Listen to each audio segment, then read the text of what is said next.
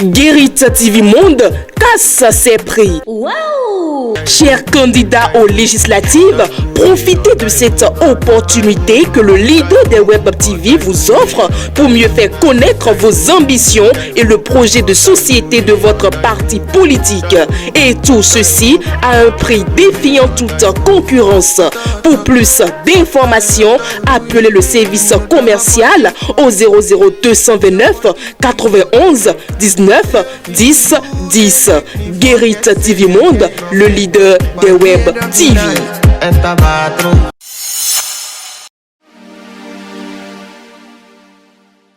Fidèle internaute de Guérit TV Monde, bonjour. Jeudi 15 décembre 2022, Matin Libre sort avec comme manchette revalorisation salariale. Après l'euphorie, place aux insatisfactions. Un discours triomphaliste, un Patrice Talon autosuffisant. Ce sont les mots de Alain Aliou dimanche dernier sur l'émission Le Grand Débat de Kaléidoscope. L'ancien ministre, candidat aux législatives sur la liste du parti Foscori.Bénin émergent, a fustigé la posture adoptée par le chef de l'État jeudi 8 décembre 2022 au Palais des Gouverneurs. Il justifie son affirmation par des mimiques, l'autosatisfaction observée chez le président de la République.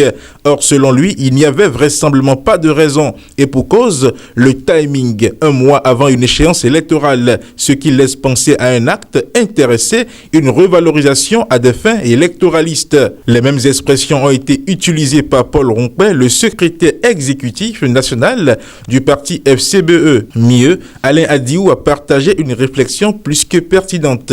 Il s'agit du principe même d'une augmentation de salaire. Augmenter le salaire, ça produit un effet sur 3 mois, 6 mois. Après, c'est fini. On part d'un équilibre plus bas à un équilibre légèrement au-dessus et les mêmes difficultés reprennent. Quelqu'un qui part de 62 000 francs CFA à plus de 100 000 francs CFA, c'est bien. Mais est-ce que ça correspond au coût de la vie? C'est ça le vrai débat qu'il faut faire, a réagi Alain Aliou. C'est dire que ceux qui aujourd'hui trouvent leurs conditions de vie améliorées retomberont dans les mêmes plaintes d'ici 3 à 6 mois. D'où la nécessité de trouver une solution durable face à la cherté sans cesse de la vie.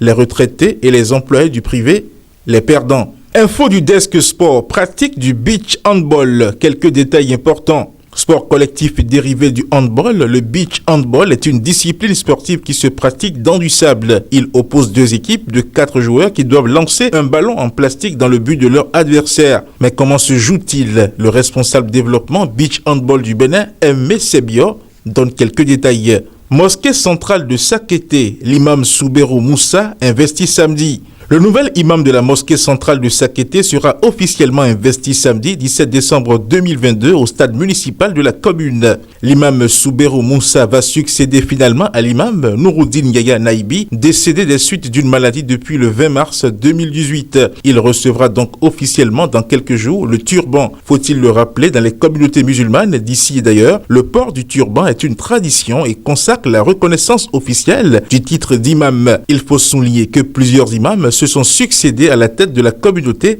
musulmane de Sakété. Direction départementale Koufo et Atlantique, renforcement des capacités opérationnelles. Enabel offre 7 véhicules de supervision. L'agence belge de développement poursuit ses actions en faveur du renforcement du système sanitaire au Bénin. Dans le cadre du projet d'appui à la santé sexuelle et reproductive et à l'information sanitaire, Enabel a doté les directions départementales de la santé du Koufo et de l'Atlantique de 7 véhicules de supervision. La cérémonie de remise officielle s'est déroulée ce mercredi 14 décembre 2022 dans les locaux du ministère de la Santé.